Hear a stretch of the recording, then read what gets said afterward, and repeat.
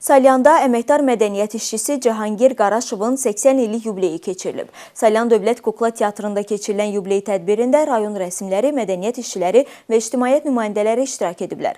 İlk olaraq vətən şəhidlərinin əziz xatirəsi dərin ehtiramla anılıb, yubilyarın ömür yolundan bəhs olunan video çarx nümayiş olunub. Çıxışlarda qeyd edilib ki, ömrünün 60 ilindən çoxunu mədəniyyət sahəsinə həsr edən Cahangir Qaraşov 1945-ci ildə rayonun Sarvan kəndində anadan olub. O, Bakı Kitabxanaçılıq Texnikumunda və Azərbaycan Dövlət İncəsənət İnstitutunda təhsil alıb. Cahangir Qaraşov tamaşalarda həm rejissor, həm də aktyor kimi çıxış edib. O olmasın, bu olsun, Bəxtsiz Cavan, Oqtay Elioğlu, Solğun Çiçəklər və digər tamaşalarda uğurlu obrazlar yaradan sənətçi kinorejissor Rauf Kazımovskinin Poçt Qutusu filmində epizodik rol canlandırıb.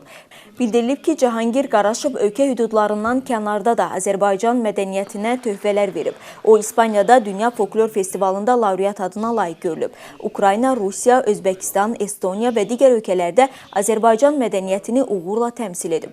Diqqətə çatdırılıb ki, Cahangir Qaraşovun oğlu Nail Qaraşov 1992-ci ildə Qarabağ uğrunda gedən savaşa atılıb. Dağlar Qartalı ləqəbi ilə tanınan qəhrəman 21 yaşında Kəlbəcər döyüşlərində qəhrəmanlıqla vuruşaraq şəhidlik zirvəsinə ucalıb.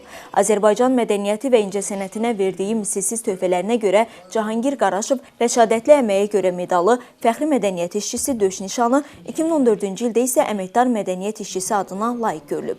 Tədbirin sonunda yubilyara fəxri fərman və hədiyyələr təqdim olunub. Canımı mədəniyyətə fəda eləmişəm. Bu günləri arzu edirəm ki, əgər Allah Taala mənə bir 2 günlük cavanlıq ömür bəxş eləsən, mən yenə də mədəniyyət evində bədii fəaliyyətdə çıxış eləyərəm. Çünki mədəniyyət mənim canımdadır, ciyərimdədir. Mən ailəmi mədəniyyətlə dolandırmışam.